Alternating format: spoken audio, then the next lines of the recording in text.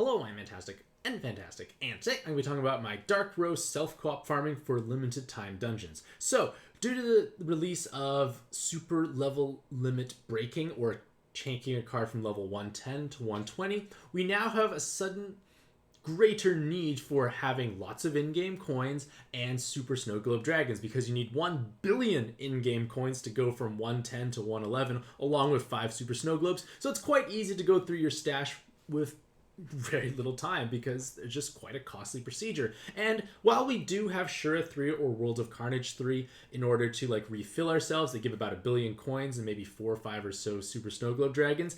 It's not an easy dungeon, and not everyone can actually clear it on a farming basis, and it may just be an unreliable source because you might go several tries without it and feel sad afterwards.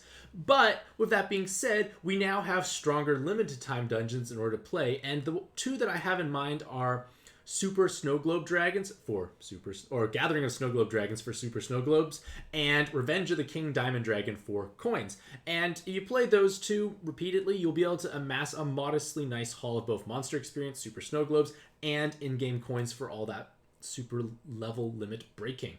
And I'm going to share the team composition that I utilize in order to swipe as fast as I can through these limited time dungeons. So, why do I use dark teams? Well, because in both of the dungeons for the snow globes, and the super snow globe being the strongest one and the king diamond dragon being the strongest respective spawn in their dungeon, they're both light type cards, which means everything dark on the entire team essentially has 2 times damage, which can translate into everyone having an attack wall below 50% awakening, just on top of what they already have. So you have this color advantage, which makes life easier. Furthermore, Chuans have been given out as various rewards several times throughout the past, and it's an instantaneous dark row. Lots of dark rows if inherited, or lots of dark roses used as sub.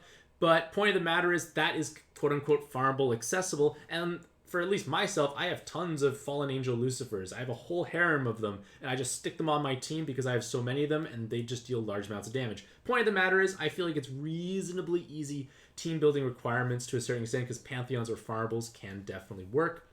And another thing you have to remember is that in co-op, you will have 10 active skills. Your leader and your 4 subs with their inherits respectively, it's 5, and then the friend or player 2 with the exact same thing. But there are only 5 floors in a given dungeon. So that means you have 5 free awakening slot or inherit slots potentially. And that means you can just populate them with skill boost, rows, attack wall below 50%, or the relevant killer awakening for the respective dungeon, and you should be relatively good to go. So what kind of leader options can you utilize? Well, I want to try and utilize someone who has an easy activation requirement. Basically, you just have to exist and you deal large amounts of damage. Pretty straightforward overall. So I feel like Dark Gung-Ho Belial works well, Shivnia works well, Ina, Vitra, and Lubu also work well as Pantheons. Fagan Ryef is Dark Form, if you're fortunate enough to acquire his new evolution, can also work as well. The idea is you want unconditional high damage output for various cards, and there are probably lots more options really available, but these are just the ones that I had available for myself that I could think of readily easily. But the point of the matter is, pick someone who activates with no combo count requirement or color clause, only if they blob dark orbs. Not multiple combos of dark, because you're trying to make a single row and just leave it at that. So, one thing you want to try and utilize is dark orb generation with 50% or more health cut. And I've included Ilmina links for my article itself, so if you want to just mouse over all the various icons, I just took screenshots from Ilmina, you can do so to find potentially the right card for your given monster box, because again, the team building is quite flexible. So you would want to utilize this type of active skill at the very beginning of a dungeon, because you need to cut your health most likely to tap into those attack well below 50%, along with possibly the leader skill activation requirements for that respective leader. So you want to find some sort of card here that cuts your health and ideally makes dark orbs, because the fewer active skills you do utilize, the faster this endeavor will be. With that being said, one thing you can just definitely use is Satan. Satan gives you a health cut and a full board of dark. It's farmable, something that you could definitely utilize. For myself, I have Yuke's weapon because it gives me the rows and the attack well below 50%, but again, Satan is a nice, perfectly solvable answer, and you can just stick him on as a sub because he gives dark rows anyways. Dark row generation. This is where you want to have at least someone making at least a row of dark orbs. Remember, that farmable Satan still classifies for this. There's quite a large list, and the idea is you want to go through this list on your own, just see what do you have available, because you want to try and make a row of dark orbs and don't have to think about matching, because the whole idea is just to swipe as mindlessly as possible. I also included link to like inherits that have 3 or more dark rows, just ways to pad your damage. Again, some of these active skills might be relevant, like Vitra, highly relevant active skill, dark row, plus an attack buff, also gives rows. Again, Chuan, if you have multiple copies, similarly helpful card overall. 3 or more attack well below 50% awakenings. These are just for like your subs. Basically, just pick people here that have high amounts of damage with no effort. So Lucifer is one card I always like to say because he's a Pantheon. Good chance you probably have a copy or 2 of him lying around. Works well, can take 8 latent slots, and he actually has 4 attack well below 50%. And then weapon assist with the redeemable material killer to ensure your damage output is as high as possible. Enhanced material killer. You decide the killer you want to utilize based on the dungeon at hand. Redeemables for King Diamond Dragon. Enhances for Super Snow Globe Dragons. Finally, a list of weapons with attack well below 50%. This gives a 2x bonus to that card against all spawns. It could be easier if you never want to actually swap in and out your inherits. If you have enough damage output, it probably doesn't matter at that point. But the point is, it's available. And you can also pad your damage further by including enhanced material and or redeemable material killers. And I'm going to just utilize Lucifer as an example once again because he has 8 latent slots, so you can just stick on 2 enhanced, 2 redeemables. He enjoys 2.25 times attack against all spawns. Makes life much easier overall. So, what does this look like in dungeon itself? So, I'm just going to like make a endless corridors for myself and myself.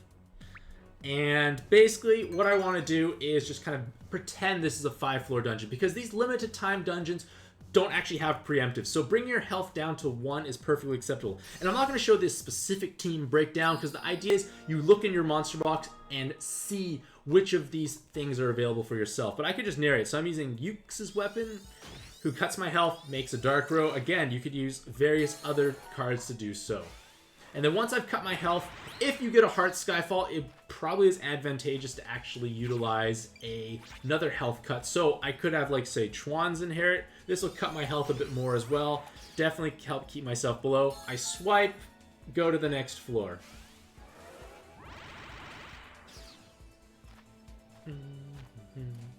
Then I am going to utilize Chuan again. Again, Chuan is quite helpful of a card here.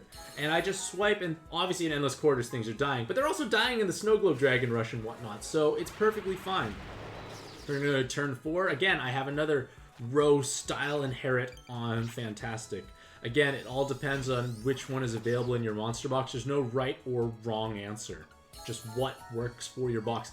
And if you can even inherit cards that don't have like weapon assist if you just need the active skill to make you those orbs. And then finally we're on floor 5, so this is where like to be the boss. You can use Vitra's active because it creates that row of dark and gives you the attack buff to truly guarantee things are going to die, because everything relevant is going to be damage capping with relative ease. So hopefully this video provides you some insight as to what you can utilize for farming these limited time dungeons in a timely manner. For myself, I could probably play it about 20 times in that 30-minute time slot because I only have 500 stamina on Mantastic'c, so watch the ad, etc. I get 20 plays, I get it done within like maybe a couple minutes to spare. Point of the matter is, it makes life much easier, and again, this endless is just to showcase how the team functions, because again, you're just one-shotting every single floor anyways. So hopefully you all have a truly fantastic day. Let me know if you found this video helpful or not in the comments down below, and happy puzzling.